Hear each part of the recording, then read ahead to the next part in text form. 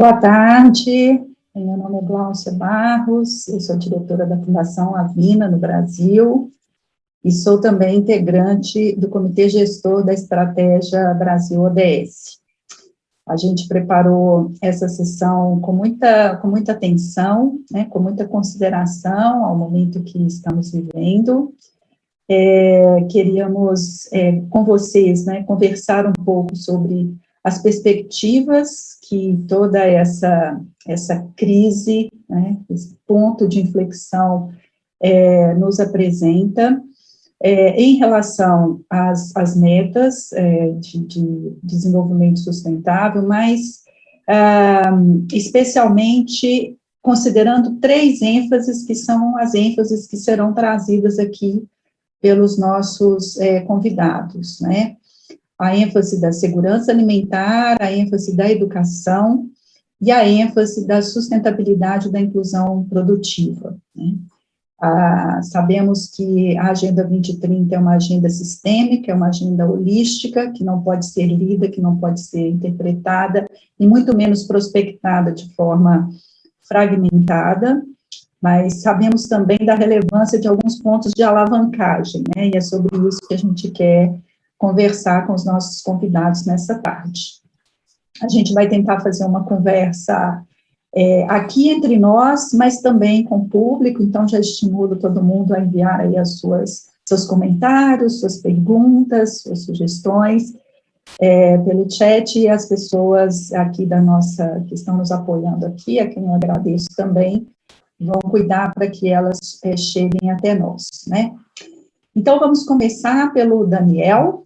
O Daniel Balaban, ele é representante do Programa Mundial de Alimentos no Brasil e diretor do Centro de Excelência contra a Fome. É economista, mestre em Relações Internacionais, especialista em políticas públicas, cooperação internacional, mobilização de governos e iniciativas inovadoras. Ele é desde 2011 diretor, né, do Centro de Excelência contra a Fome e representante do Programa Mundial de Alimentos das Nações Unidas no Brasil. Esse programa, ele recebeu o Prêmio Nobel da Paz de 2020, né, é a maior agência humanitária das Nações Unidas, salvando vidas em emergência e por meio da assistência alimentar e de projetos de segurança alimentar e nutricional, contribui para a paz, estabilidade e prosperidade das pessoas que se recuperam de conflitos, de desastres e do impacto das mudanças climáticas. Você notou que eu fiquei até emocionada aqui, né? Achei que foi muito feliz a apresentação.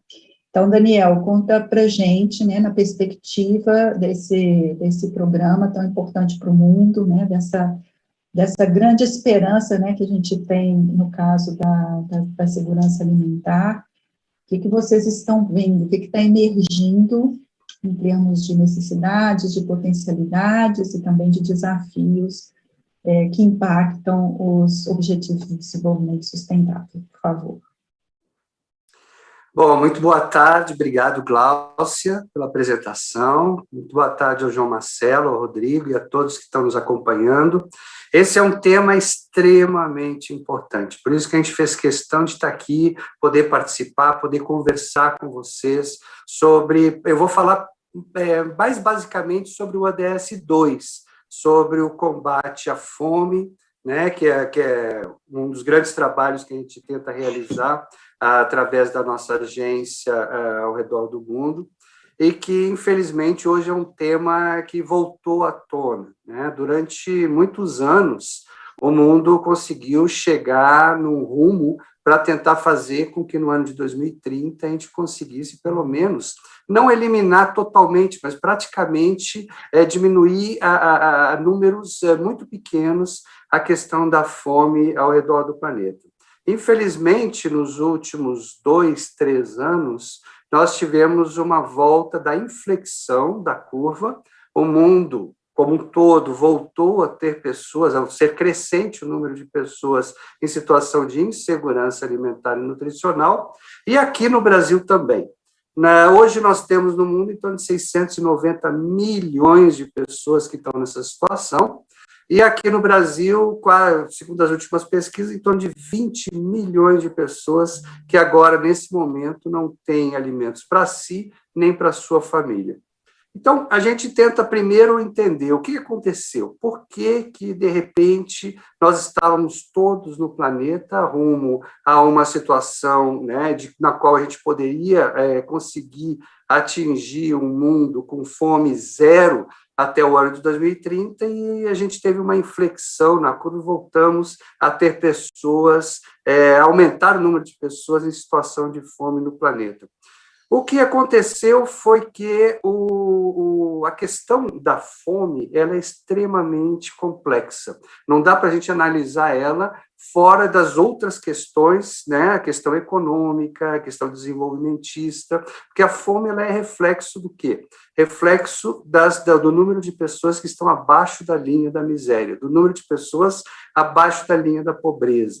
Então, o que isso significa? Significa que mais gente no planeta começou a cair para este número, ficar abaixo da linha da miséria e não ter condições de adquirir os alimentos, né, para si e para sua família. E, ao mesmo tempo, o planeta ele teve uma concentração de renda, voltou a concentrar renda, né, e voltou a ser um planeta cada vez mais desigual. E isso em várias partes do mundo, fazendo com que mais gente também caísse para esse contingente abaixo da linha da pobreza. Então, não dá para você analisar, eu ultimamente tenho feito muitas entrevistas e conversado muito em muitas palestras sobre isso, e a primeira pergunta que me fazem é o seguinte: a Covid trouxe a fome de volta? Não. A pandemia não trouxe. A pandemia trouxe muita coisa ruim, muita tristeza, trouxe o vírus, mas não trouxe a fome. A fome já estava, como eu disse, o mundo há 2, 3 anos, e o Brasil há 5, 6 anos já estava caminhando para essa situação que nos encontramos hoje. Então, a pandemia, o que ela fez? Ela fez com que acelerasse esse processo, né, de aumento do número de pessoas em situação de insegurança alimentar e nutricional. Vamos falar primeiro, já que as questões não são complexas, as causas são diferenciadas, mas vamos falar primeiro um pouquinho sobre a questão brasileira. Por que o Brasil está aumentando o número de pessoas em insegurança alimentar e nutricional? Nos últimos 5, 6 anos, o Brasil passou por uma crise econômica, começou a passar por uma crise econômica e também uma crise política, que ainda não terminou, né? E essa crise econômica, combinada com a crise política, ela afeta sobremaneira o orçamento público, que são os investimentos públicos. A partir do momento que o Brasil se viu forçado, né, foram decisões dos governantes a criarem um teto de gasto e a cortarem o orçamento público, na realidade, o que foi cortado, principalmente do orçamento público, foram os programas sociais, foram os programas de desenvolvimento social, não apenas, a gente que não confundamos apenas transferência de renda com programa social, e programas de desenvolvimento social. Eu vou citar alguns exemplos para vocês aqui no Brasil. O Brasil tem vários programas que ajudavam o pequeno agricultor familiar, que é uma camada da população, que hoje são 4,5 milhões de pessoas que são considerados agricultores familiares, e que, ao mesmo tempo, são muito suscetíveis a choques, né? Eles não têm uma poupança, são pessoas que vivem no interior do Brasil, que têm uma gleba de terra e que eles e a sua família vivem da produção desses alimentos e do cultivo desses alimentos e da comercialização desses alimentos nos mercados. A partir do momento que o Brasil se viu forçado a cortar orçamento, a cortar custos, quem mais foi cortado foram os programas, principalmente para o pequeno agricultor familiar, programa de aquisição de alimentos, programa de cisternas, a questão dos restaurantes populares, todo mundo viu os reflexos em várias partes do Brasil. Ao mesmo tempo, outras propostas que também eram base do orçamento para as pequenas populações mais vulneráveis também tiveram cortes. O próprio salário mínimo no Brasil teve um corte no seu, que tinham aumentos reais do salário mínimo, isso foi cortado também. Então, o reflexo, ele acaba aparecendo na ponta, com as crises econômicas, com o aumento de preços e com a diminuição dos salários, fica a receita perfeita para que o maior número de pessoas caia abaixo da linha da pobreza, volte a ficar nesse patamar e, ao mesmo tempo, não tenha capacidade e condições econômicas de alimentar a si e a sua família. Então, é causa e efeito. nada acontece por acaso. Muitas vezes as pessoas, por que a fome voltou? É só a gente estudar o que aconteceu nos últimos anos e você vai ver causa e efeito, né? O efeito é esse que nós estamos lidando hoje. E é lógico que a pandemia fez com que esse processo ficasse muito mais forte, porque as pessoas, eu chamo, né, e muitos chamam de uberização do trabalho, né? Hoje os trabalhos, as pessoas estão tentando se virar da maneira como podem, e agora nem isso elas estão conseguindo, porque a pandemia fez com que muitas pessoas tivessem que ficar em casa, a grande maioria não pudesse sair para conseguir o pão de cada dia, que a gente sempre chama. E aumento de preço. O Brasil ainda teve, a receita, como diz a receita perfeita, ainda teve um recrudescimento, um crescimento novamente da inflação. Então, o arroz com feijão do dia a dia, com a carnezinha, com o ovinho, ficou muito mais caro e, ao mesmo tempo, o cidadão ficou sem recurso para conseguir comprar. Lógico que aumenta o número de pessoas nessa situação. Como resolver? Voltando a fazer um investimento público em políticas públicas. Hoje a gente está muito focado em dar cestas básicas, em Padre Júlio Lancelotti lá dando a quentinha no centro da cidade, todo o centro da cidade, todos os grandes centros urbanos do Brasil estão filas quilométricas de pessoas, só vocês irem à noite em qualquer grande cidade, vocês vão ver a loucura que é a quantidade de pessoas em fila para conseguir uma quentinha.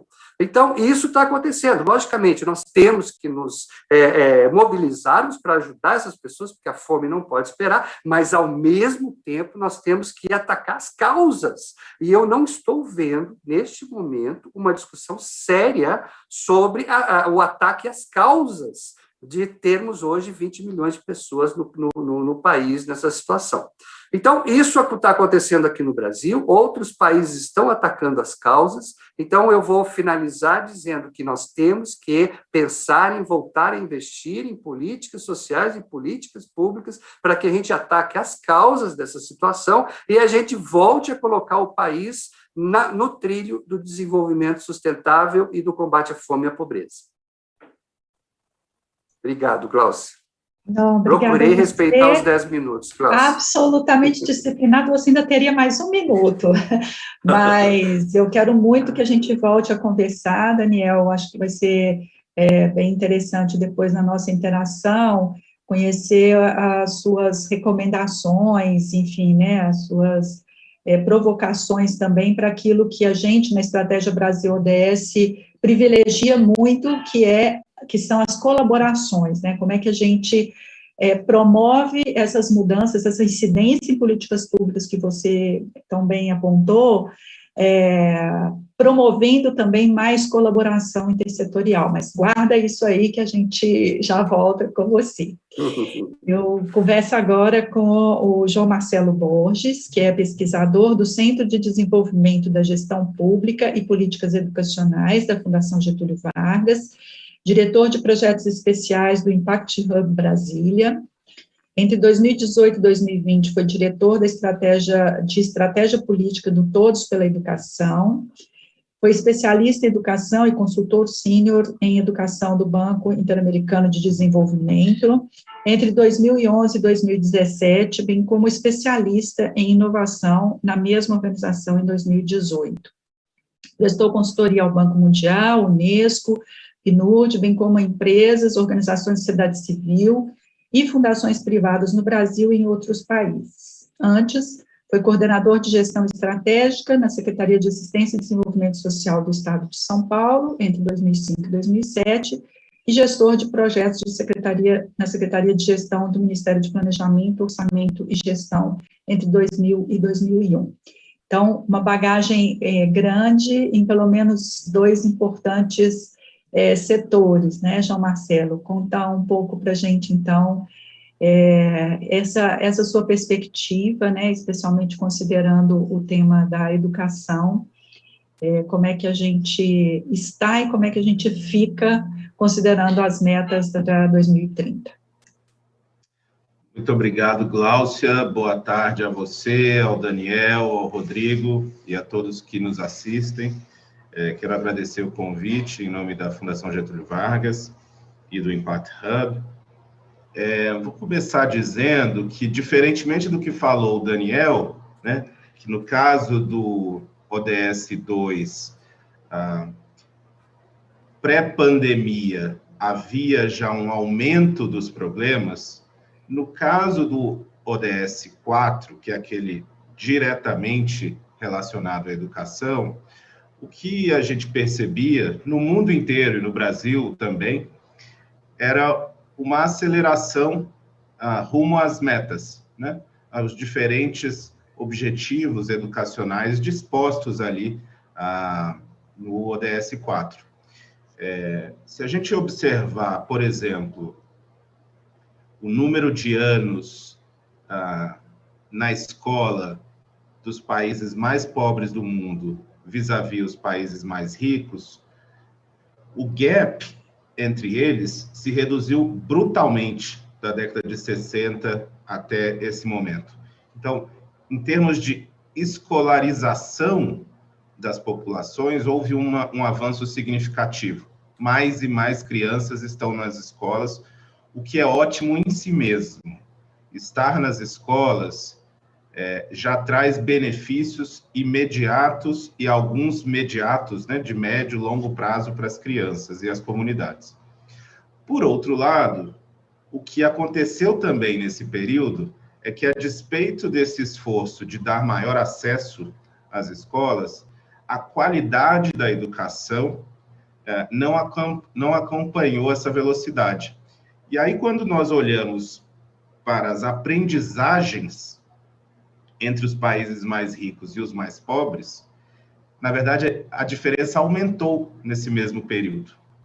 Então, os países mais pobres colocaram mais alunos dentro das salas de aula, mas a diferença em termos de aprendizagens em relação aos seus pares mais avançados aumentou. Isto é esperado, inclusive, porque pessoas que estavam completamente fora da escola antes, crianças, filhos, muitas vezes de pais analfabetos, que não tiveram no passado acesso à educação, quando entram nos sistemas educacionais, eles tendem a baixar o rendimento médio. Isso ocorre em todos os países. Mas eu digo isso porque a pandemia, para a educação, é sim uma bomba de efeito imediato, mas também retardado. Os efeitos dessa bomba seguirão conosco por décadas, porque eles vão se refletir na educação, depois vão se refletir na saúde, na segurança pública, na produtividade, portanto, ao fim e ao cabo, no desenvolvimento dos países, né? Por outro lado, quando a gente olha para o ODS 4, ele é extremamente ambicioso, ele fala desses dois aspectos que eu citei, né? Tanto a educação para todos, mas ele também diz inclusiva, equitativa e de qualidade para todos. Ou seja, o ODS já captura a necessidade de trabalhar todas essas dimensões ao mesmo tempo, né? E aponta, inclusive, para uma dimensão emergente, mas que nos últimos anos tem se tornado a tônica nas organizações as mais variadas, que é o conceito de aprendizagem ao longo da vida, né? Se nós estamos numa sociedade do conhecimento, numa era do conhecimento, aprender será uma necessidade regular, não mais apenas a educação formal naqueles anos da escola ou da universidade.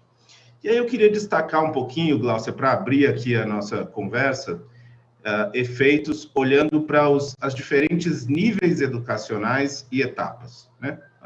Os ODS tratam disso desde a primeira infância, chegam até o ensino superior, né? Na primeira infância, a suspensão das aulas presenciais, particularmente para as pessoas, famílias mais vulneráveis, vai gerar impactos irremediáveis em algumas crianças, porque a primeira infância é um período de desenvolvimento cerebral que, quando não corretamente estimulado naquele momento, você não desenvolve algumas potencialidades do seu cérebro. Óbvio que isso não vai acontecer de forma igual entre todas as famílias, há famílias que têm mais condições de estimular, há famílias que têm menos, aspectos como boa nutrição, saúde geral também afetam esse desenvolvimento, mas o impacto sobre a primeira infância nós vamos descobrir ao longo do tempo. Mas, de fato, para crianças aí até os 3 anos e até os 6 anos de forma mais alargada, alguns impactos são irremediáveis, incontornáveis.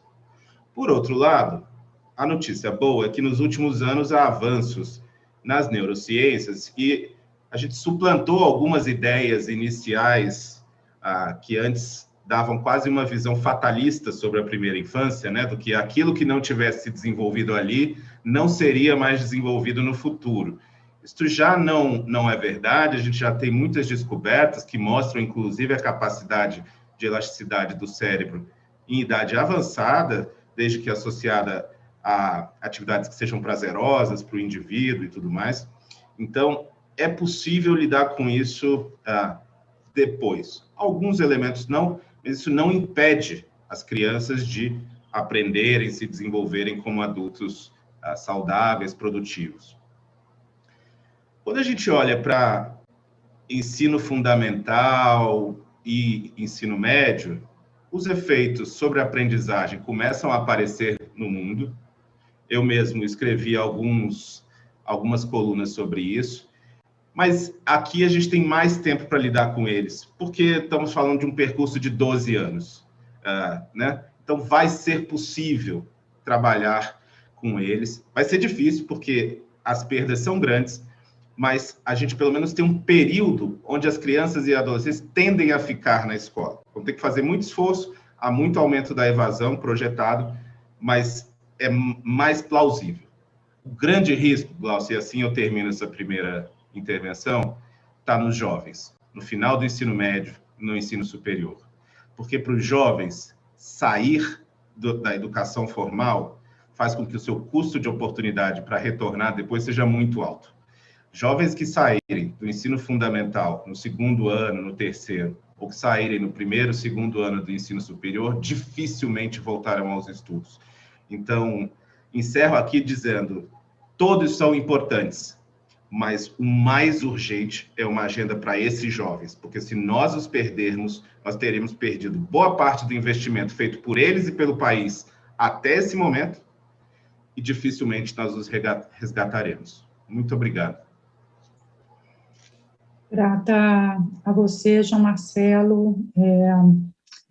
Enfim, acho que temos ainda, tomara que tenhamos um tempo ainda para conversar um pouco mais com você, justamente também nessa perspectiva de o que a gente pode fazer para minimizar, né? Eu acho que é bastante flagrante, né, que temos aí consequências, e alguns especialistas falam até de pontos de não retorno, né, para várias áreas. Não sei se é o caso da educação, mas tudo isso que você descreve, de fato, remete a um quadro bastante grave, né.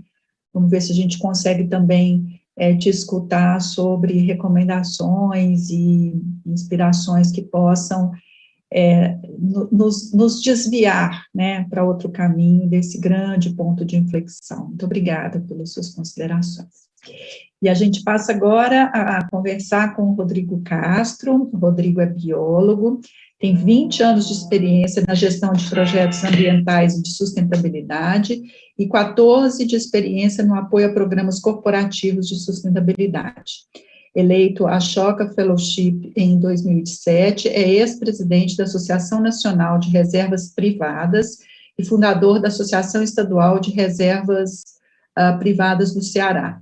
Dirigiu a Associação Caatinga, organização líder em conservação de terras secas, na implementação de um programa reconhecido internacional e nacionalmente, e na criação de um modelo inovador e integrado de conservação e desenvolvimento. Foi responsável também por liderar uma iniciativa que trabalhou para aumentar a sustentabilidade na cadeia de valor da cera de carnaúba. Atualmente, é diretor de país da Solidariedade Brasil, dedicando-se à sustentabilidade e inclusão nas cadeias produtivas do algodão, café, cacau, cana-de-açúcar, erva mate, laranja, pecuária e soja. Muito interessante, Rodrigo. Se você puder também começar falando um pouquinho o que é Solidariedade Brasil, me interessou o nome. Por favor, com você. Boa tarde, Gláucia, boa tarde, Daniel, João Marcelo, todos que estão nos assistindo, é um prazer estar aqui. Quero agradecer o convite em nome da Solidariedade Brasil e da coalizão, né, que a coalizão é a coalizão Brasil, Clima, Florestas e Agricultura, da qual também fazemos parte e que nos trouxe também para esse importante debate aqui hoje. A Solidariedade é uma organização, uma fundação internacional, uma organização sem fins lucrativos, que há mais de 50 anos trabalha globalmente para promover a sustentabilidade e a inclusão econômica do pequeno agricultor ao redor do mundo. No Brasil, há 11 anos, a gente vem trabalhando, buscando fortalecer cadeias produtivas para torná-las mais sustentáveis, para que elas possam contribuir para a prosperidade de quem participa da cadeia, para o equilíbrio com o clima e também com a natureza. Então, o nosso foco é analisar as cadeias produtivas de forma sistêmica e promover intervenções inovadoras que fortaleçam a sustentabilidade dessas cadeias. O Daniel falou bastante do ODS 2, quando a gente fala fome zero, lembrando que o ODS 2 é fome zero e agricultura sustentável. Eu vou focar a minha fala na parte da agricultura sustentável do ODS 2 e também no ODS 13, que é um ODS também super importante e transversal, que é da ação contra as mudanças do clima. E a agricultura sustentável também está muito associada às questões das mudanças do clima. Falar um pouco dos desafios, mas eu quero focar bastante nas oportunidades. A pandemia, ela vem a origem da pandemia está ligada também às questões do desequilíbrio climático e também das questões do desequilíbrio ecológico. Então, grande parte do que vivemos hoje na pandemia atual foi originado por questões ligadas às questões ambientais e também às questões climáticas. Então, o agravamento, a potência, a força, a velocidade dessa pandemia, com certeza também foi acelerada pelo contexto climático atual e principalmente pela degradação, devastação dos nossos recursos naturais, globalmente falando. Então, se a gente fala da agricultura sustentável no ODS 2, a gente tem que levar em consideração o papel que a agricultura tem para um futuro mais sustentável no Brasil, como um grande país produtor, um grande país agrícola, mas também um grande país que tem uma grande responsabilidade climática ao mesmo tempo, mas pensando na parte da produção agrícola, a agricultura, historicamente, pela mudança no uso da terra, deu a sua parte, a sua contribuição para o fenômeno do aquecimento global. Mas, em vez de analisar a história da evolução das mudanças climáticas, e que também teve na agricultura, teve parte da agricultura nesse processo, como enxergar as oportunidades que a agricultura oferece para um futuro mais sustentável. A gente tem que seguir produzindo alimentos para uma população cada vez maior, globalmente, para uma população que precisa se alimentar melhor. E aí, Daniel, eu estou falando também das pessoas que hoje são nutricionalmente e em termos de segurança alimentar excluídos desse processo. Nós precisamos melhorar a alimentação para todos, o acesso à alimentação e a qualidade da alimentação. E hoje, qualidade da alimentação não é só o valor nutricional, é o quanto a produção de alimento impacta ou não nos recursos naturais, o quanto a alimentação impacta nas mudanças climáticas ou não.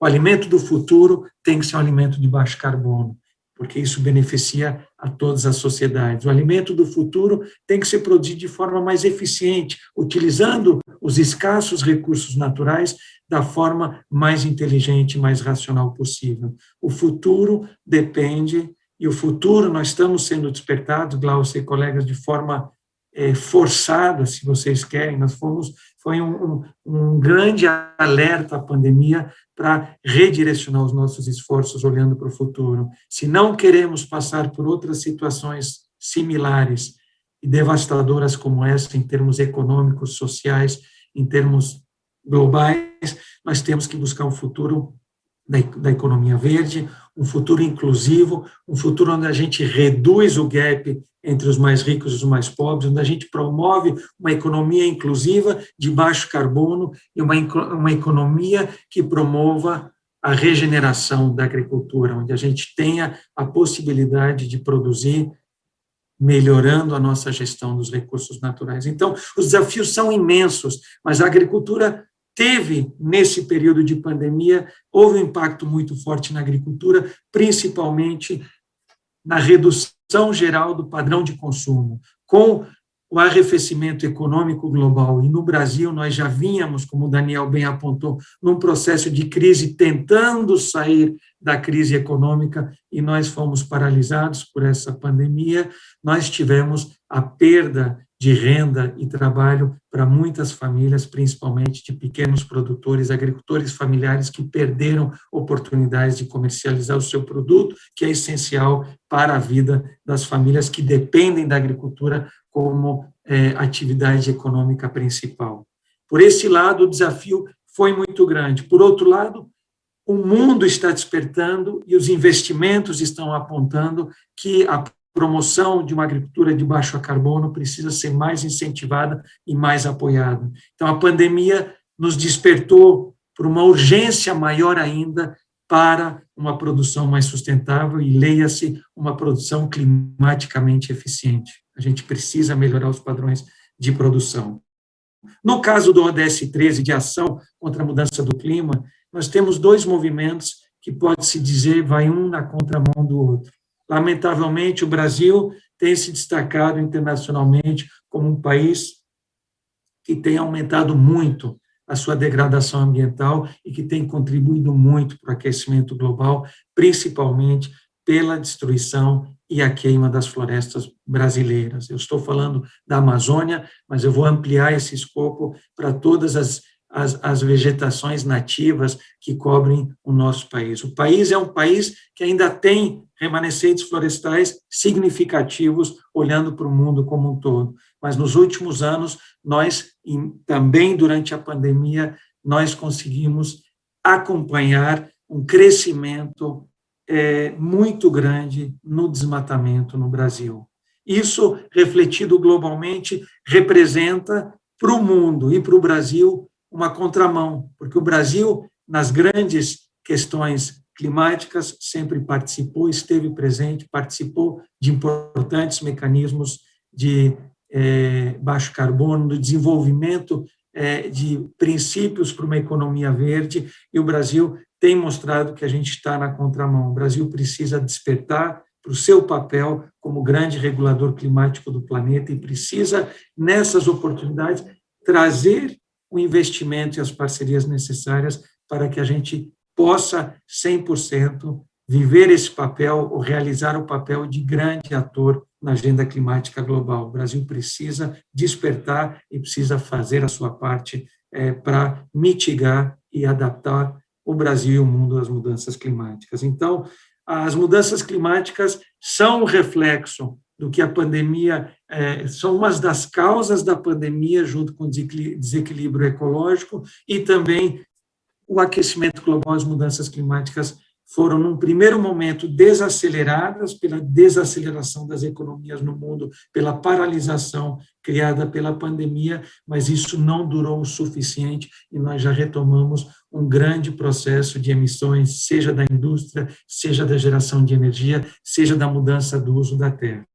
Mas, para finalizar, eu queria dizer, nós da Coalizão e também na Solidariedade, a gente busca o diálogo entre os diversos setores da sociedade brasileira. O diálogo é fundamental para construir pontes, para encontrar caminhos e alternativas para um uso da terra mais eficiente no Brasil e, principalmente, para promover uma economia de baixo carbono que possa trazer prosperidade para todos. O Brasil tem condições de trazer respostas para todos os seus estratos sociais. O Brasil precisa de um modelo de desenvolvimento inovador e diferente e precisa começar ontem a implementar esse modelo, que seja inclusivo e que seja mais horizontal para todos os brasileiros. É isso.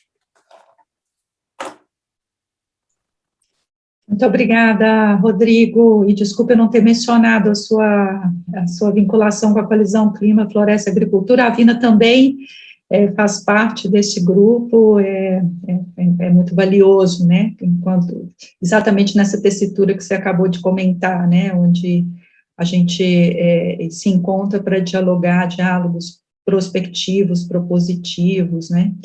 Hoje, pela manhã, eu escutava o Al Gore fazendo exatamente esse tipo de reflexão, né, sobre o Brasil e como que, às vezes, a gente se encontra mesmo em situações de extrema contradição, né. Ele dizia, por exemplo, que o Brasil é o 8º país que mais emprega pessoas no mercado da energia eólica, não, solar, e o 6º em energia eólica. Então, quer dizer, estamos assim, muito bem, eu acredito, né, eu considero, e, no entanto, temos ainda esses desafios bastante importantes aí que vocês três mencionaram, né. A gente já tem uma consulta do público aqui, que talvez esteja mais focalizada para você, Rodrigo, ou para o Daniel, que é a seguinte: o controle ou banimento dos agrotóxicos na agricultura está previsto nas metas dos ODS? E como nós estamos nesse quesito? A gente... Rodrigo, por favor. Eu posso falar, claro. É o seguinte, quando a gente fala de agricultura sustentável nos ODS, nós estamos falando de práticas e princípios de uma agricultura que permita a sustentabilidade a longo prazo. Isso quer dizer o que na prática? Que aquela atividade econômica, aquela agricultura possa se sustentar por muito tempo. Para poder ser sustentável ao longo do tempo, garantir aquela atividade econômica para uma família, por exemplo, de pequeno agricultor, ou para o grande agronegócio também, você precisa tratar os teus insumos, os teus ativos, que é a terra, que é a água, que é a ciclagem de nutrientes, que é como você faz o manejo do solo, e aí entra a questão dos defensivos também. Quer dizer, qual é o modelo produtivo que pode nos garantir uma produtividade a longo prazo e uma permanência naquela atividade. Isso requer modelos de produção que sejam mais sustentáveis, tanto no uso dos recursos naturais, e aí o solo em primeiro lugar, lembre-se que o solo é um dos grandes sumidouros de carbono. O carbono orgânico no solo, né, o solo tem uma função fundamental na ciclagem de carbono, inclusive na estocagem do carbono. E quando a gente fala de mudanças climáticas, o solo é essencial. O manejo adequado do solo vai garantir que o solo seja um grande estoque de carbono, e isso nós precisamos para o futuro da produção e o futuro do planeta.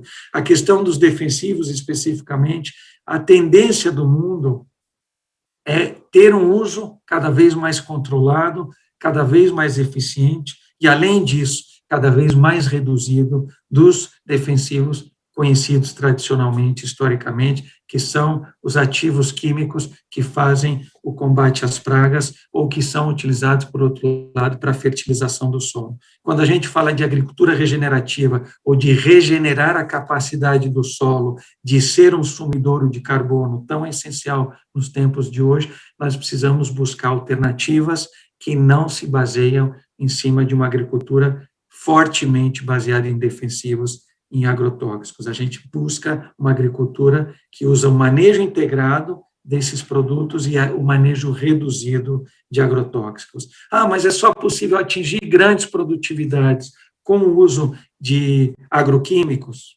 Não, é possível produzir e ter a produtividade que o mundo precisa sem usar tão intensamente agrotóxicos. Como o Daniel colocou, a questão tem muito a ver com distribuição do alimento, e onde existe abundância e excesso de alimentos, e onde existe escassez e falta de alimentos.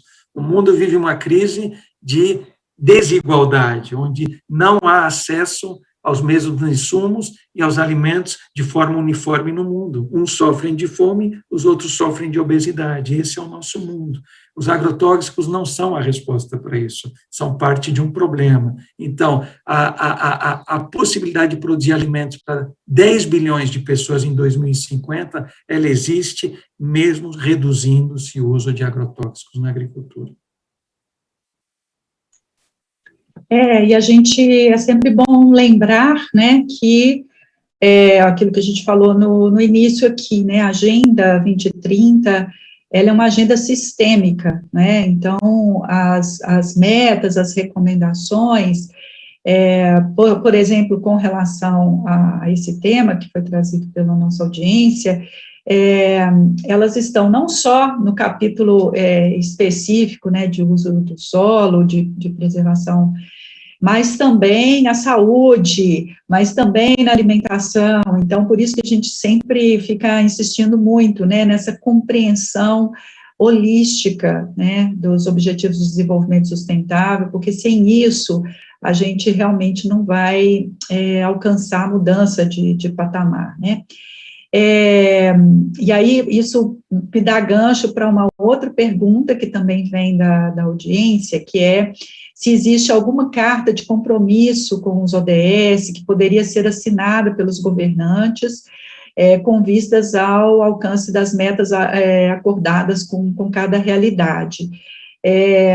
Então, assim, a agenda, ela foi construída pelos Estados-nação, né, pelos governos dos países, somando a sociedade civil, somando o setor empresarial, quer dizer, foi um movimento bonito, né, bem na direção que os nossos convidados aqui colocaram, né, do diálogo, da inter-relação entre os setores, e sim, né, os países, ela não tem um caráter vinculante, que talvez seja a pergunta da pessoa que nos reportou, assim, ela não tem um caráter vinculante, ou seja, o país ele não é obrigado a cumprir. Qual que é o esforço hoje, inclusive, dessa rede que está promovendo esse encontro, né? De ver como é que isso aterrissa, e aí eu volto naquela pergunta que eu tinha feito logo que o Daniel terminou, de falar, eu gostaria de escutar a visão, né, de vocês, sobre oportunidades e também até instrumentos, né, de colaboração em que a gente pudesse fazer aterrissar essas metas, inclusive do ponto de vista orçamentário, no ponto de vista do planejamento público, né, como é que a reforma tributária, por exemplo, né, que agora está aquecida aí, está aquecido o debate no Congresso, é uma oportunidade para a gente fazer aterrissar as metas, né, dos Objetivos de Desenvolvimento Sustentável. E aí, João Marcelo, tem uma dirigida especificamente para você, então queria que você aproveitasse e respondesse de uma vez. Quais as alternativas para a implementação da Agenda 2030 nas universidades federais brasileiras, considerando os cortes do governo federal? Então, se você puder trazer também essa perspectiva de como é que isso está aterrissando e se assentando na academia, por favor. Obrigado, Gláucia. Nós temos, além dos desafios históricos do Brasil, nós temos uma quadra da vida nacional particularmente complicada, não apenas pela pandemia, né? No caso das universidades federais ou dos institutos, das instituições de ensino superior federais, ou universidades, institutos, o orçamento aprovado para 2021, ele é o mesmo, em termos reais, daquele disponível em 2014. Isso é importante para a gente ter uma ideia do tamanho do problema. O número de alunos aumentou significativamente nesse período, cerca de 30% foi o aumento no número de alunos. Acho eu que, alguns gostam menos, mas acho eu que todos nós estamos, pelo menos, há 1 ano e meio, ouvindo diariamente sobre a importância da ciência, da pesquisa aplicada, do desenvolvimento de competências e ferramentas que nos tornem preparados para lidar com desafios do presente e do futuro, como o Rodrigo dizia. Eu me lembro do livro do Manuel Castells, o Ruptura, que é um livrinho sobre o momento recente do mundo. O finalzinho do livro, que deve ter uns 4 anos que ele lançou, 3, ele cita, bom, e precisamos resolver esses problemas da crise da democracia liberal, inclusive para lidarmos com as próximas pandemias que aí virão. Então, ele já citava lá, porque não é novidade para ninguém que está acompanhando o que está acontecendo no mundo, né? Como o Rodrigo disse, é um reflexo, né, de desequilíbrios, e também é o nosso convívio, né? Muitas vezes a gente fala do ecossistema tirando os seres humanos, né? Os seres humanos estão no ecossistema, eles são parte, não necessariamente sempre uma parte harmônica, né? Rodrigo e todo mundo que nos ouve. Agora, as universidades, voltando para a pergunta, Glaucia, aí eu até estenderia a todas as unidades de ensino, tá?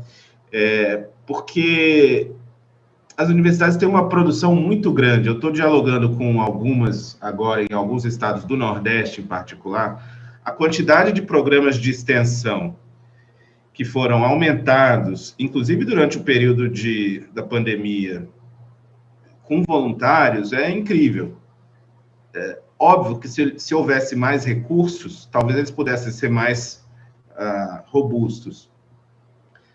Mas se nós quisermos achar uma solução para o Brasil, nós teremos que tomar a decisão agora que nós não tomamos no passado. O Brasil só colocou dentro da escola, dentro da sala de aula,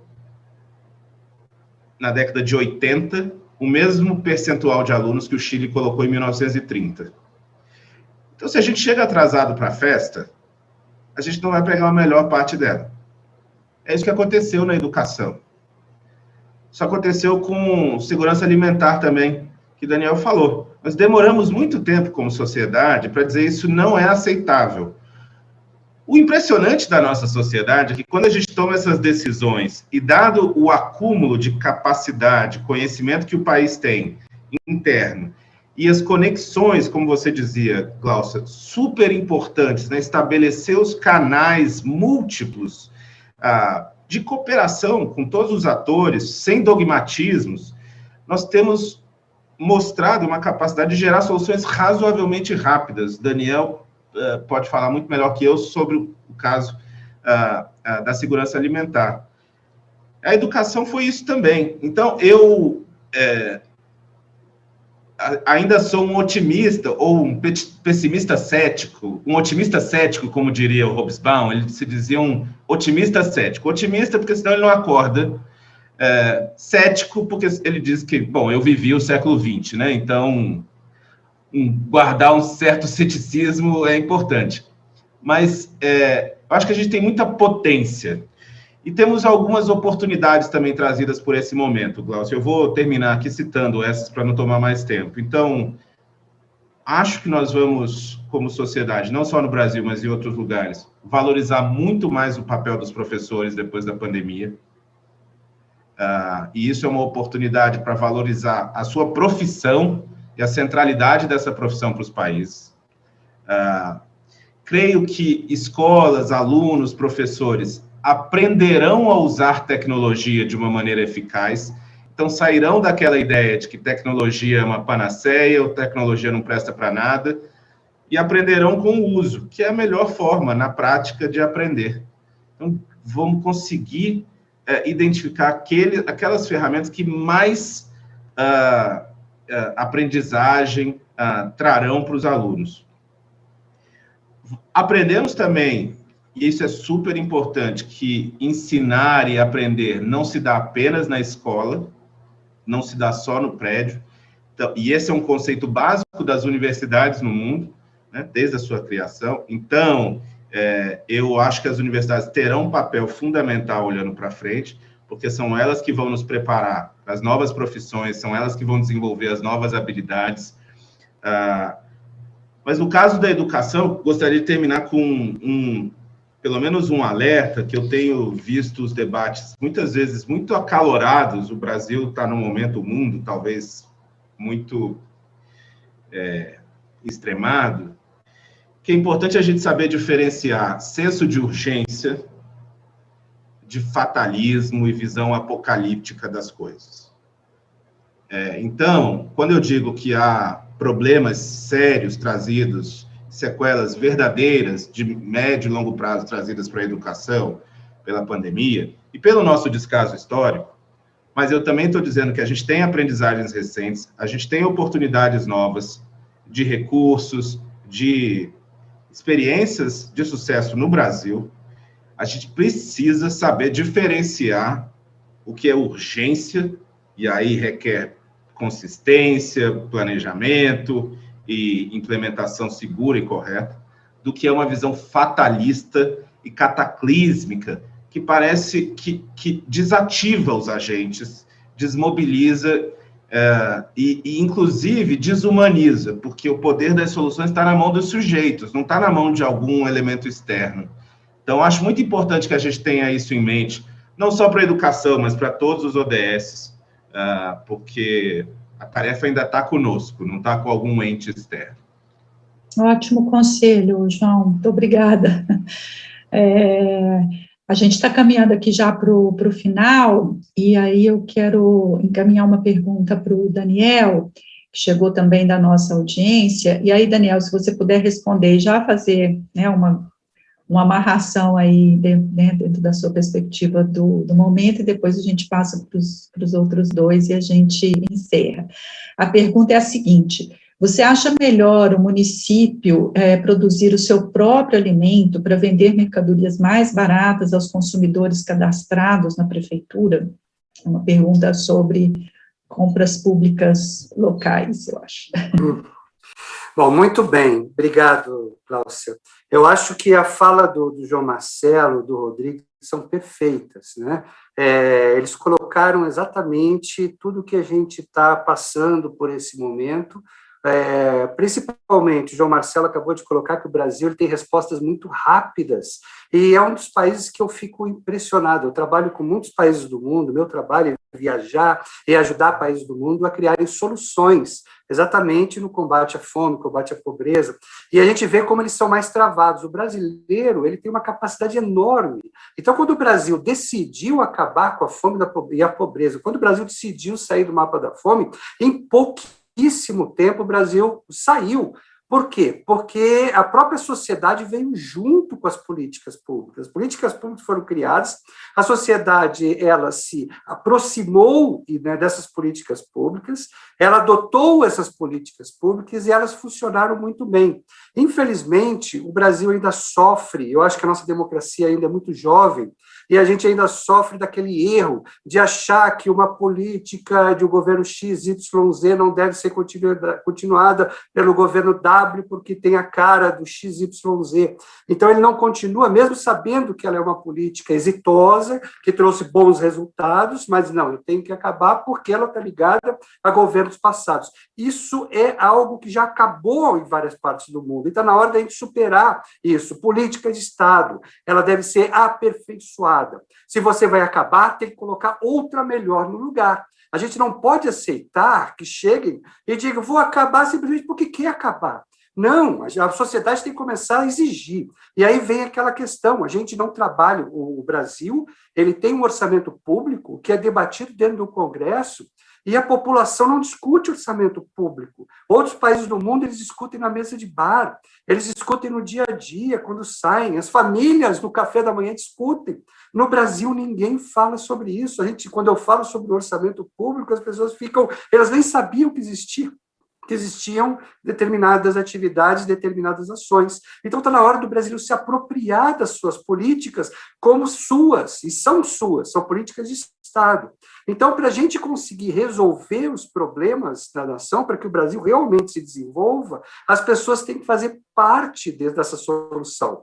Então, essa solução passa por elas, e elas têm que começar a debater, discutir e melhorar. A pergunta do nosso colega sobre a compra local é algo parte de política pública. O incentivo, por exemplo, do programa de alimentação escolar é que compre localmente os alimentos do pequeno agricultor familiar, para que esses alimentos cheguem frescos à mesa das crianças na sala de aula. Então, é um programa maravilhoso que ganhou prêmios internacionalmente. O Brasil tem um dos maiores, melhores e mais bem avaliados programas de alimentação escolar do mundo.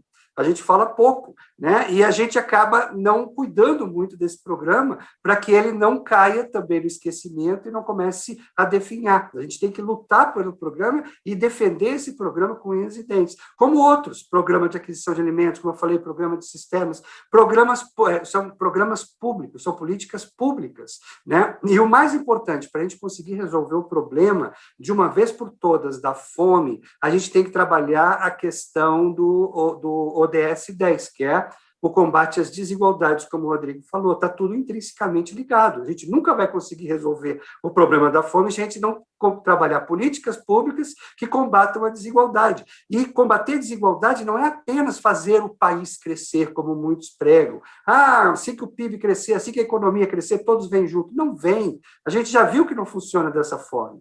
Então, a gente tem que continuar cuidando das classes menos favorecidas e trabalhando políticas de renda, de geração de renda, de incentivo à extensão rural para os pequenos agricultores familiares, cursos profissionalizantes, como foi falado, apoio a microempreendedores individuais, para que a gente consiga se desenvolver o país como um todo e sair dessa situação e não tenhamos no futuro ninguém passando fome num país tão rico e que é um dos maiores produtores de alimentos do mundo, como é o caso do Brasil. Super grata, Daniel. A gente vai ter 1 minutinho para cada um de nós três, para poder concluirmos aqui essa nossa ótima conversa. João, você começa por aí? Claro, não, só agradecer mais uma vez, gostei muito do painel. Gláucia, foi bom também te rever, desse jeito pandêmico.